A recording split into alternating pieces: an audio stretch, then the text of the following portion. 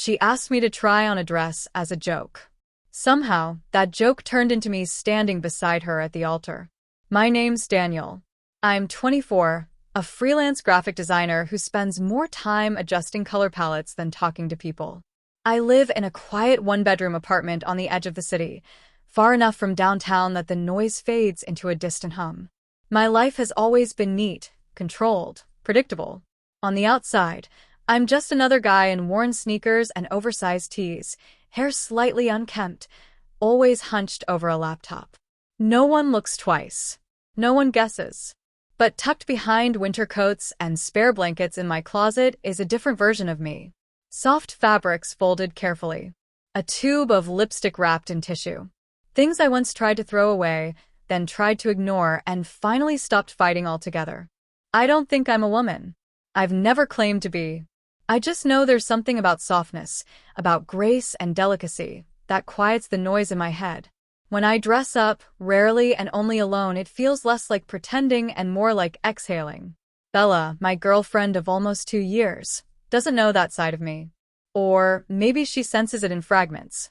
She teases me about my skincare routine, about how I shape my brows better than she does. I always brush it off with a laugh. Bella is sunlight and confidence. She thrives in high heels and brunch reservations. She belongs in rooms filled with chatter and clinking glasses. I belong behind a screen, in the glow of a monitor. Somehow we fit. Until that weekend.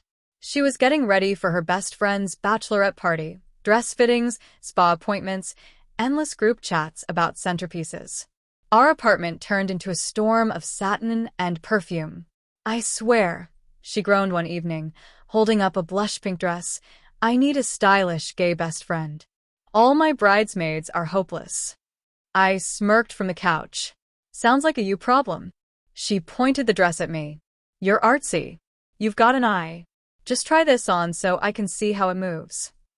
I blinked. What? Oh, come on. 10 minutes. It's just fabric. Don't be dramatic. I should have refused. I could have laughed it off. But the way the satin caught the light, soft, fluid, made my chest tighten. That old, familiar pulse stirred awake. It's just for fun, she added. Just for fun.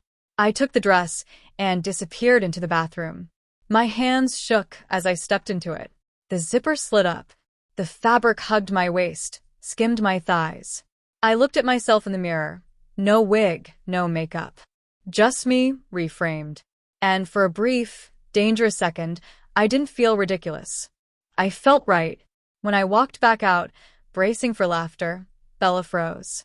Her eyes widened. Then she smiled slowly, thoughtfully. Okay, she said. Why do you actually pull that off? Heat rushed to my face. Stop. I'm serious. She circled me like a stylist inspecting a mannequin. You've got the legs. And your features are softer than you think. Before I could protest, she grabbed a tube of gloss. Sit. Bella. Relax. I'm not tattooing you. You're my canvas. And I sat. Her touch was gentle, deliberate. A hint of blush. Mascara. Nothing dramatic, just enough to blur the edges. I watched the reflection shift. Not into someone else. Into something that felt uncovered. When she stepped back, she tilted her head. You know, she murmured, you'd make a pretty convincing maid of honor. I laughed too quickly. Good thing I'm not. But she didn't laugh. She just smiled in a way I couldn't read. We ate dinner like that. Me in satin and gloss. She didn't comment. Didn't tease. It was almost unsettling how normal she made it feel. And I didn't rush to change. The next morning, sunlight spilled across the room, catching the dress hanging neatly over the door. Bella hummed in the kitchen like nothing unusual had happened. You left your bra in the sink, she called casually. I nearly choked. My what? She leaned against the counter, grinning. The padded one from last night. Relax. I exhaled. She handed me coffee. So, she said lightly, did you hate it? I stared into my mug. The safe answer hovered on my tongue. It was different, I said. Different good, she pressed, nudging my foot under the table. Or different bad? I looked up at her.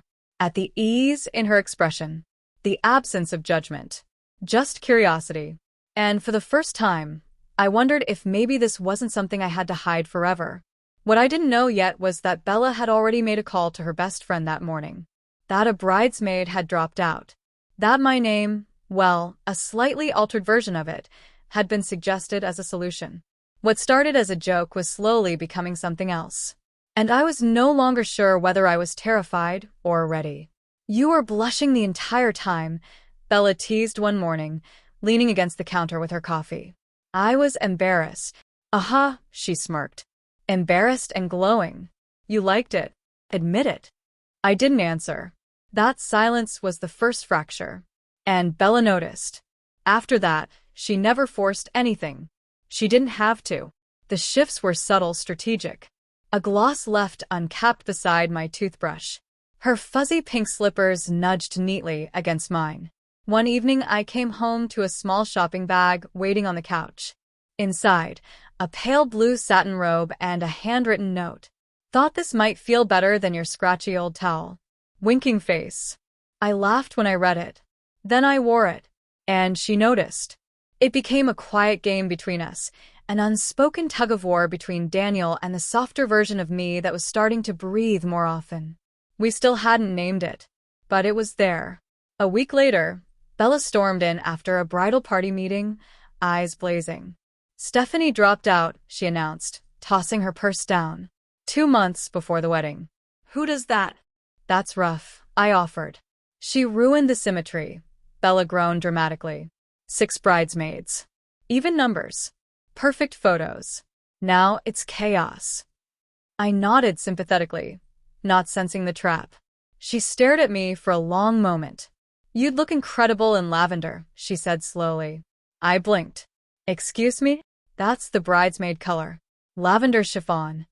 Her lips curved. "It would make your eyes pop." "You're joking." "Am I?" The air shifted. Not playful anymore. Something heavier. "You already tried the pink dress," she continued.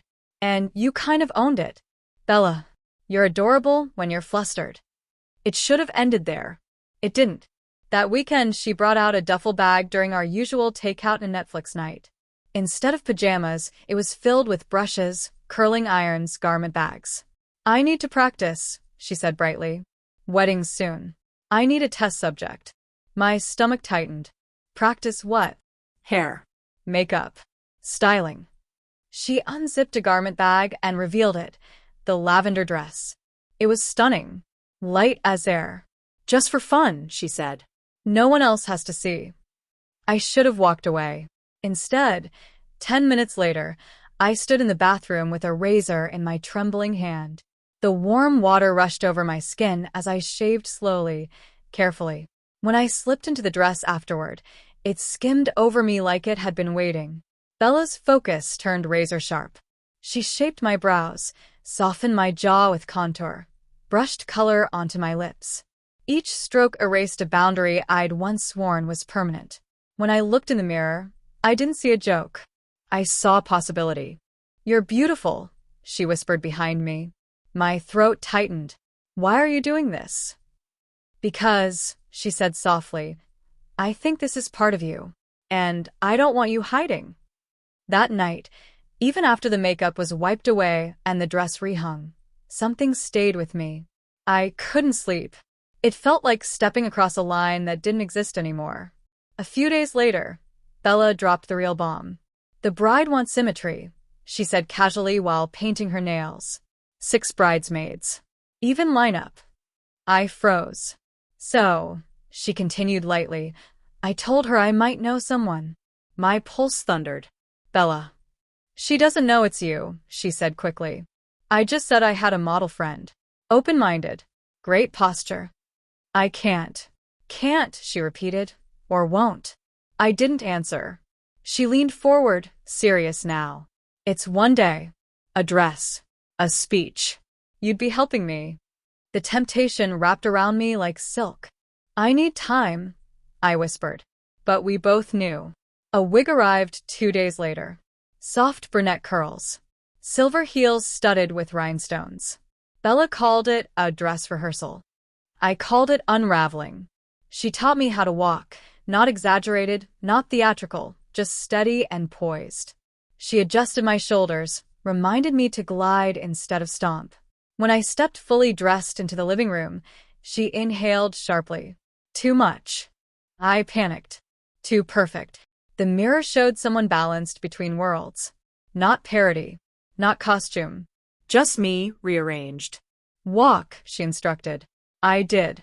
She watched with a mixture of pride and awe. How did my boyfriend become the best-looking bridesmaid in this wedding? The question lingered long after the laughter faded. Then came the night the illusion nearly shattered.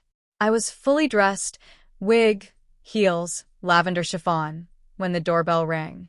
Bella had stepped out for groceries. I peeked through the peephole. Lexi, the neighbor. Panic surged. I crouched behind the couch like a ridiculous porcelain doll in hiding. The door unlocked seconds later. Bella entered, and Lexi followed. Lexi stopped mid-sentence when she saw me.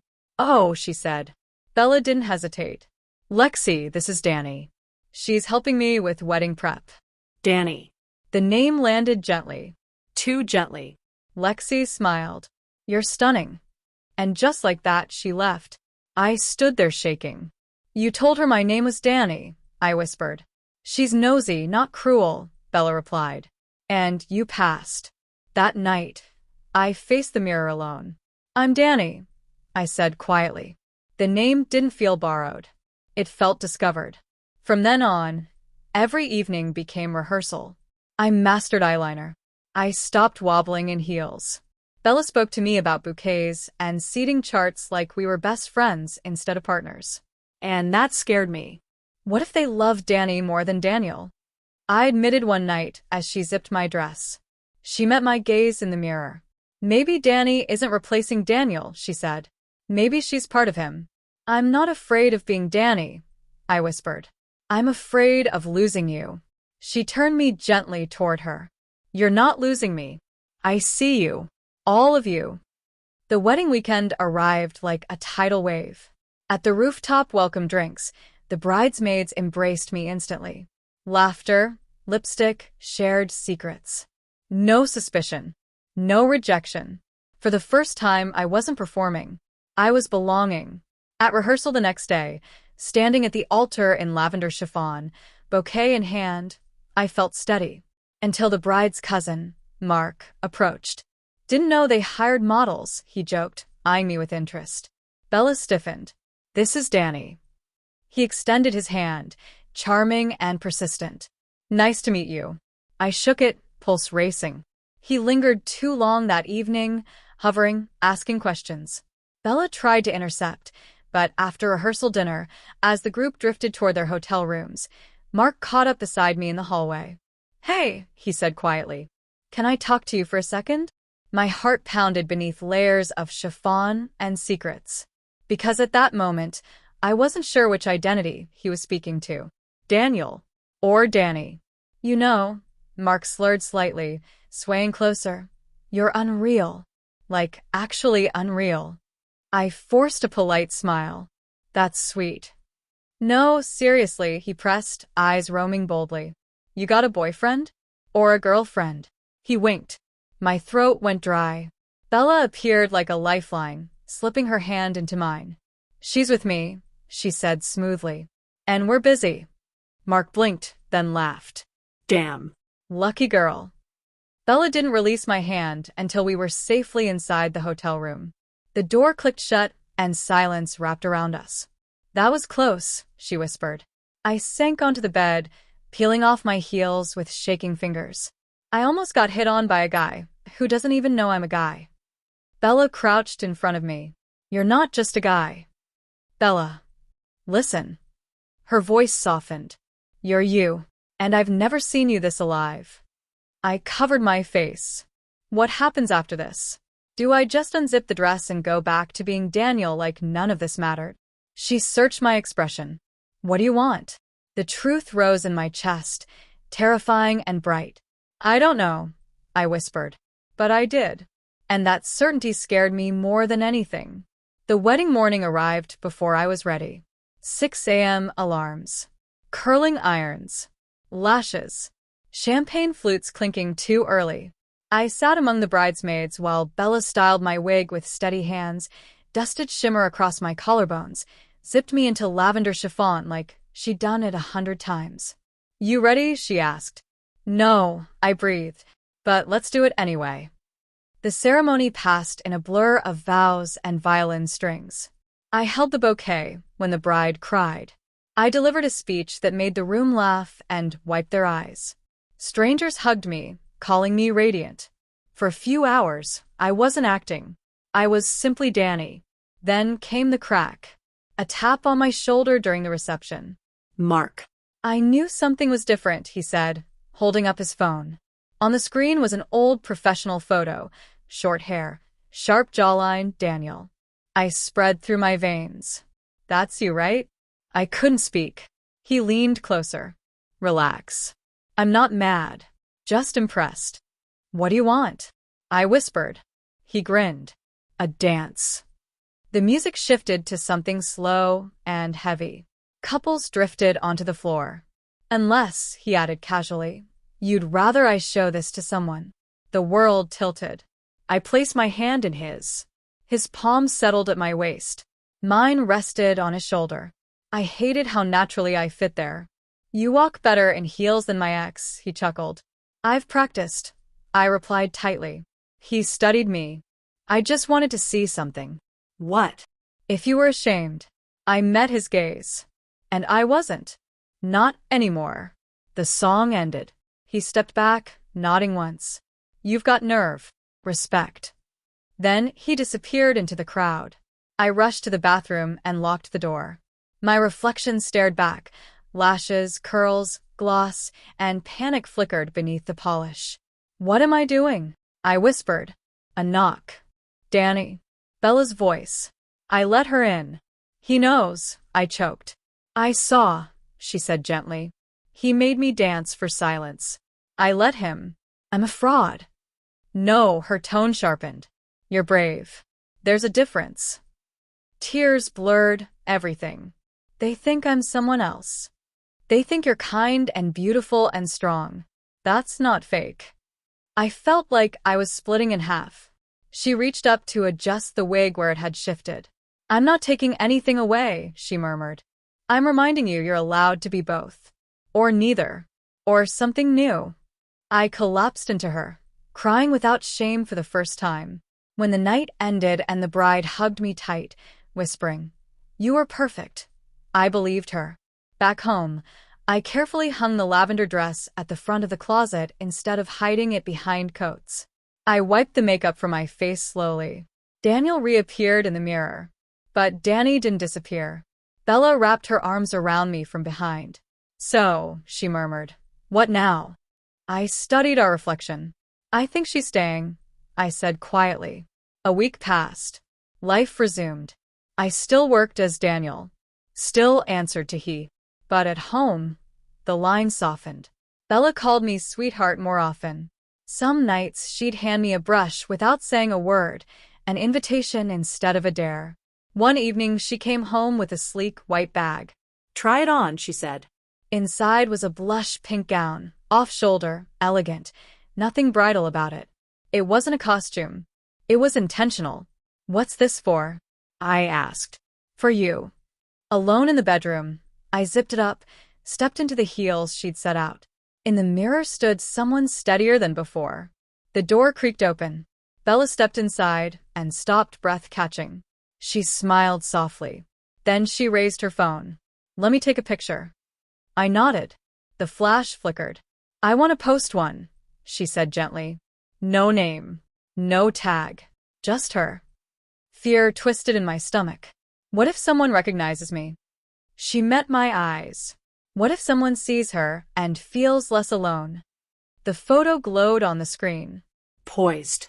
Vulnerable. Real. My finger hovered above the button. "Are you ready?" Bella asked. I inhaled slowly.